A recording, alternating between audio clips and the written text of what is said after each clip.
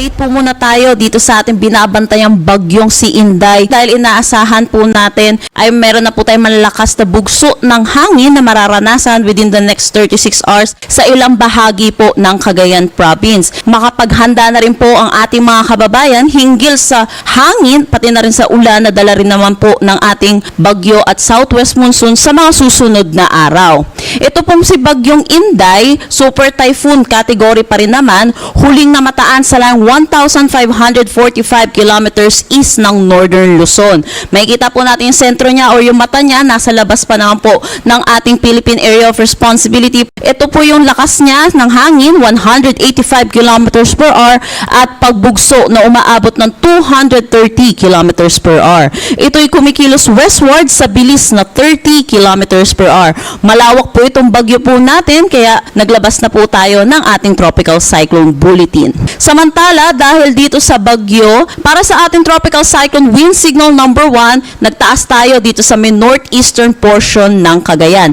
Habang palapit itong bagyong si Inday sa Philippine landmass, inaasahan natin dadami din yung areas na under po ng ating tropical cyclone wind signal. Nagtaas tayo ng signal number 1 na may lead time na 36 hours para makapaghanda yung mga kababayan natin, lalo na dito sa may Northern Luzon kung saan posibleng lumapit po itong bagyong si Inday po. At dito rin po siya lalapit sa may Batanes, kaya inaasahan natin pinakamataas po nating itataas na tropical cyclone wind signal ay signal number 2 at signal number 3. Meron tayong enhancement ng southwest monsoon lalo na sa mga susunod na araw, at itong southwest monsoon ay inaasahan po natin magdadala ng mga kalat-kalat na pag-ulan sa ilang bahagi ng Mindanao.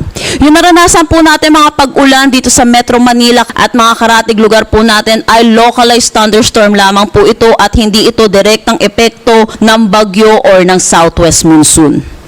Para naman sa ating forecast track dito sa bagyong si Inday, papasok nga po ito ng ating Philippine Area of Responsibility bukas po ng madaling araw. At inaasahan natin, sandali lang naman siya magiging isang ganap na super typhoon dito sa loob ng ating Philippine Area of Responsibility at magda-downgrade din siya bilang isang typhoon category sa mga susunod na araw. At lalabas ito by Friday po. Friday ng gabi or Saturday ng madaling araw.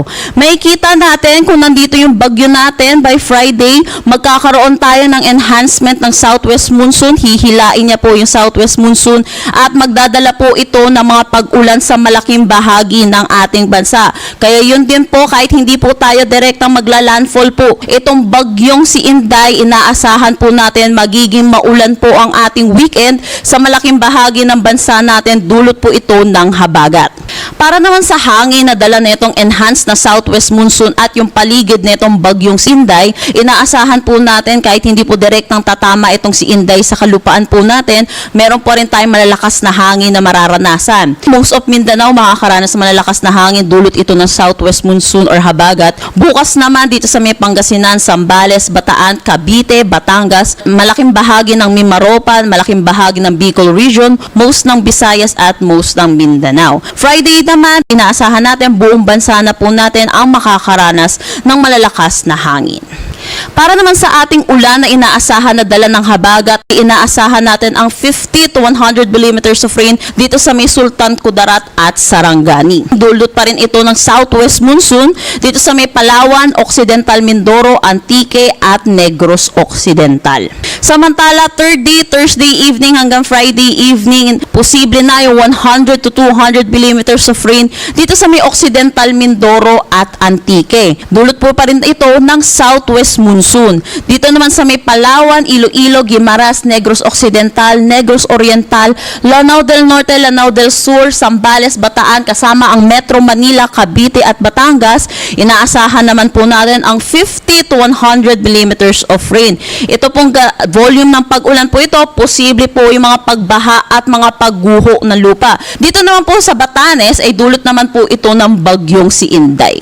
Wala pa po tayong nakataas na anumang gale warning sa anumang seaboards ng ating bansa, pero inaasahan po natin bukas na madaling araw posible na tayong magtaas ng gale warning sa ilang bahagi ng Southern Luzon pati na ng Eastern Visayas. So pinapaalalahanan po natin mga kababayan po natin mangingisda at may mga sasakyan malit pandagat ay mag-ingat po tayo at ipagpaliban na rin po natin ang pagpalaot.